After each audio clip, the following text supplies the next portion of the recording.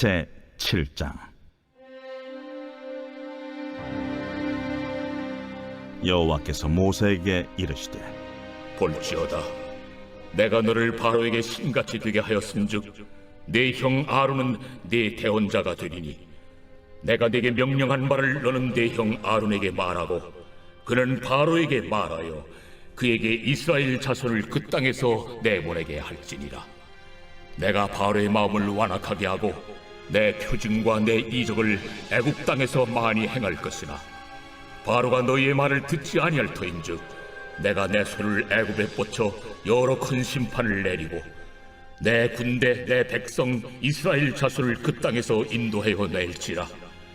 내가 내 손을 애굽 위에 펴서 이스라엘 자손을 그 땅에서 인도하여 낼 때에야 애굽 사람이 나를 여호와인 줄 알리라 하시매 모세와 아론이 여호와께서 자기들에게 명령하신 대로 행하였더라. 그들이 바로에게 말할 때에 모세는 80세였고 아론은 83세였더라. 여호와께서 모세와 아론에게 말씀하여 이르시되, 바로가 너희에게 이르기를 너희는 이적을 보이라 하거든 너는 아론에게 말하기를 너희 지팡이를 들어서 바로 앞에 던지라 하라. 그것이 뱀이 되리라. 모세와 아론이 바로에게 가서 여호와께서 명령하신 대로 행하여 아론이 바로와 그의 신하 앞에 지팡이를 던지니 뱀이 된지라. 바로도 현인들과 마술사들을 부르매 그 애굽 요술사들도 그들의 요술로 그와 같이 행하되 각 사람이 지팡이를 던지매 뱀이 되었으나 아론의 지팡이가 그들의 지팡이를 삼키니라. 그러나 바로의 마음이 완악하여 그들의 말을 듣지 아니하니 여호와의 말씀과 같더라. 여호와께서 모세에게 이르시되, 바로의 마음이 완강하여 백성 보내기를 거절하는도다. 아침에 너는 바로에게로 가라. 보라, 그가 물 있는 곳으로 나오리니 너는 나일 강가에 서서 그를 맞으며 그 뱀 되었던 지팡이를 손에 잡고 그에게 이르기를 히브리 사람의 하나님 여호와께서 나를 왕에게 보내어 이르시되 내 백성을 보내라. 그러면 그들이 광야에서 나를 섬길 것이니라 하였으나 이제까지 내가 듣지 아니하도다. 여호와가 이같이 이르노니 내가 이로 말미암아 나를 여호와인 줄 알리라. 볼지어다, 내가 내 손에 지팡이로 나일강을 치면 그것이 피로 변하고 나일강의 고기가 죽고 그 물에서는 악취가 나리니 애굽 사람들이 그 강물 마시기를 싫어하리라 하라. 여호와께서 또 모세에게 이르시되, 아론에게 명령하기를 네 지팡이를 잡고 네 팔을 애굽의 물들과 강들과 운하와 못과 모든 호수 위에 내밀라 하라. 그것들이 피가 되리니 애굽 온 땅과 나무 그릇과 돌 그릇 안에 모두 피가 있으리라. 모세와 아론이 여호와께서 명령하신 대로 행하여 바로와 그의 신하의 목전에서 지팡이를 들어 나일강을 친다. 그 물이 다 피로 변하고 나일강의 고기가 죽고 그 물에서는 악취가 나니 애굽 사람들이 나일강 물을 마시지 못하며 애굽 온 땅에는 피가 있으나 애굽 요술사들도 자기들의 요술로 그와 같이 행하므로 바로의 마음이 완악하여 그들의 말을 듣지 아니하니 여호와의 말씀과 같더라. 바로가 돌이켜 궁으로 들어가고 그 일에 관심을 가지지도 아니하였고 애굽 사람들은 나일강 물을 마실 수 없으므로 나일강가를 두루 파서 마실 물을 구하였더라. 여호와께서 나일강을 치신 후 이레가 지나니라. 오늘 본문부터 애굽에 내리는 재앙이 본격적으로 시작이 됩니다. 1절을 보면 하나님께서 모세를 바로 앞에서 신과 같이 되게 할 것이다 라고 말씀을 하십니다. 이것은 모세의 능력이 뛰어나서가 아니라 하나님께서 모세와 함께 하심으로 마치 모세가 신과 같이 여겨지도록 하나님께서 직접 당신께서 일하실 것임을 말씀을 하시는 것이죠. 그리고 모세의 연약함을 아시고 형 아론을 대언자로 세워서 모세를 도와주도록 하십니다.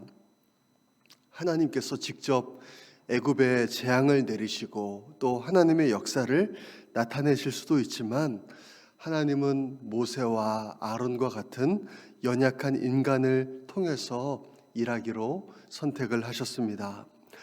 오늘 본문에는 서로 대조되는 두 종류의 사람이 등장합니다.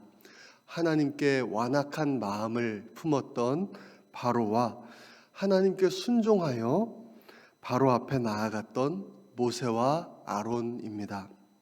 8절 말씀을 보면 모세와 아론이 여호와께서 자기들에게 명령하신 대로 행하였다라고 말씀을 합니다. 자신들을 억누르고 또 위협하는 그 상황들과 압박감들 속에서 보이지 않는 하나님을 신뢰하며 이 모세와 아론은 하나님의 말씀에 순종하며 나아가는 것이죠. 그리고 7절에는 그들이 바로에게 말할 때에 모세는 80세였고 아론은 83세였더라 라고 말씀을 하십니다. 하나님께서는 나이와 환경과 상황에 상관없이 하나님께 순종하는 자를 통해서 역사하신다는 것을 우리에게 보여주고 계십니다. 바로 앞에 선 모세와 아론은 하나님의 말씀대로 지팡이를 던져서 뱀이 되게 합니다. 바로도 이에 질 수 없어서 마술사들을 부르죠. 그래서 마술사들도 그들의 지팡이를 뱀으로 변하게 합니다. 그러나 그들의 뱀은 곧 아론의 지팡이가 변한 뱀에 의해서 다 잡아 먹히게 됩니다. 하나님의 능력이 애굽의 신들의 모든 능력보다 뛰어났다는 것을 나타내 주시는 것입니다. 그런데도 이 바로의 마음은 완악합니다. 하나님의 백성 보내기를 거절하는 것이죠. 그러자 하나님께서는 이제부터 본격적인 첫 번째 피재앙을 애굽에 내리십니다. 하나님의 말씀대로 모세와 아론이 바로와 그의 신하들이 보는 앞에서 지팡이를 들어서 나일강을 칩니다.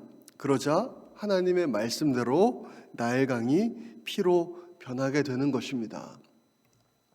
애굽은 고대 근동의 나라들 가운데에서 매우 풍요로운 나라였는데 그 풍요로움의 근원은 바로 나일강 때문이었습니다.